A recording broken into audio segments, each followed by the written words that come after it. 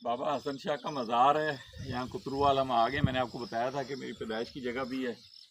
ये 14 चक गुजरों के हैं जो शकरगढ़ से पाकिस्तान बनने से कोई 50 साल या 70 साल पहले ही इस इलाके में जब सानबाद आबाद हुआ तो यहाँ पर आकर आबाद हुए थे। ये 170 गाँव पे कुतरुवाल में ननियाल का गांव और मैं यहीं पैदा हुआ हूँ। आज आपको मैंने कहा कि मैं विज़िट भी करा देता हूँ अच्छे तरीके से। हरियाली देख रहे हैं आप लोग। गुजरों, जाटों और चौधरियों के गांव जो हैं वो इसी तरह से सरसब्ज हैं, ज़मींदार लोग हैं। और इंशाल्लाह आपको दिखाते हैं और आगे मज़ार की तरफ चलते हैं। आप देखें ये मज़ार है।